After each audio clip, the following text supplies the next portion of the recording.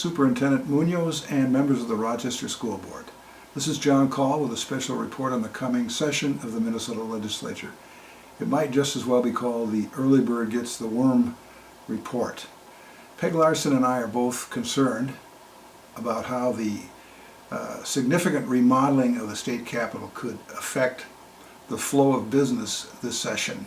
Here's why. In recent years, it's become obvious to everybody the capitol was at a tipping point. Well, anybody that's worked here has seen this place fall apart. I mean, chunks of marble, I have a chunk of marble in my office that literally fell down from somewhere off the side of the building and landed about 5 feet in front of me where I was walking. Either we had to fix it or return it ultimately to nature. So we applaud the legislature and the governor for the ambitious plan they came up with to preserve the state's most iconic building. It's rare to have bipartisan support for a major expenditure of tax dollars, but in this case both sides came together in an effort to save the capitol. Too often politicians look for quick fixes, but in this case they went for the long-term solution, and their courage and their decisiveness will preserve this building for our great-great-grandchildren. This action pleases me because as an inhabitant of the Capitol for more than 4 decades, I've come to love the building. In fact, I'm actually working on a mini documentary about the remodeling and actually the restoration process of the Capitol, which I hope will be ready sometime in November. So the Capitol is now a major construction zone and will remain so until January of 2017.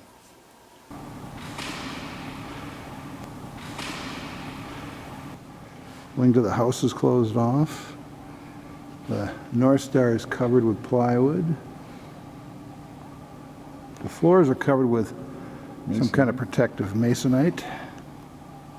The statues are covered. Look like they're getting ready for burial. In order to thrive in this chaos, we're going to have to start our process a little earlier this year, that of developing priorities, getting bills drafted, and finding authors. Just to give you an idea of the magnitude of what's going on at the Capitol today and for the next more than 2 years, I'm going to take you on a little tour.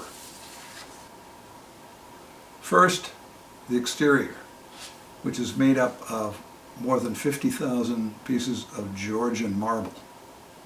Many of these pieces are being repaired or replaced, as you can see in this picture. Now let's see what's happening in the East Wing, which was formerly populated mostly by senators and their staff. Those senators and those staff have moved into the West and North Wing, into crowded and cramped quarters with other senators and other staff. The Senate, by the way, is surrendering about 30,000 square feet permanently in this new design.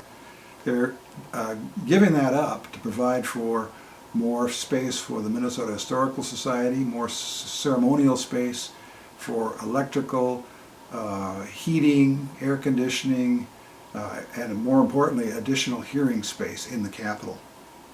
The rest of the Senate staff, including Senate Counsel and Senate Research, have moved over to the 5th floor of the Centennial Office Building, where they will remain until the end of 2016. By the way, the Senate will have a lot less hearing room space in the 2015 session. They'll be down to 3 hearing rooms, room 15, 107, and 112. That's 50% less than they had last session. The House has a slightly more manageable problem because most of their operation is located in the State Office Building, which is not being remodeled at this time. The House chamber will, however, close at the end of the 2015 session, and it is planned it will be open in time for the 2016 session. The Senate chamber will not be ready for the 2016 session, and other arrangements are being made. It's truly amazing to visit the Capitol now. It is a construction zone. The governor's office is stripped down back to its masonry walls. Governor's reception room, his office. And this is the governor's study here. And the governor's and his staff are relocated in the Veterans Affairs Building, which is also on the Capitol Mall. Attorney General's office has moved elsewhere, and again, their walls are stripped back to the bare masonry. Wow. Reception area.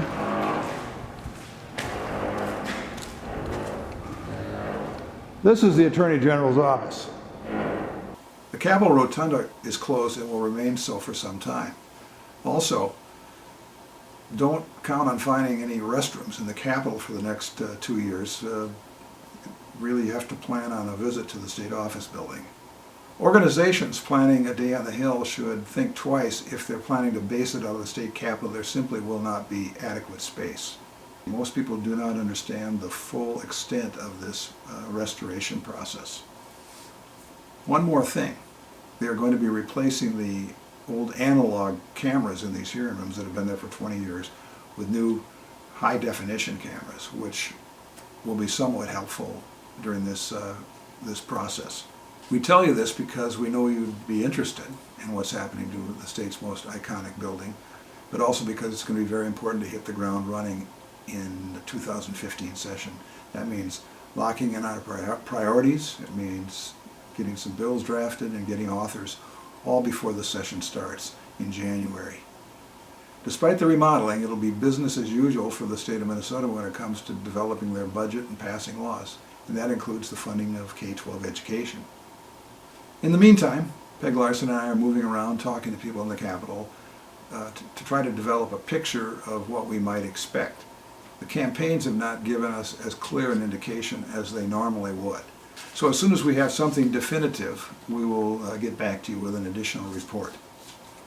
In the meantime, enjoy this so far mild fall, because winter is coming and a rather, I think, intense session as well. Thank you.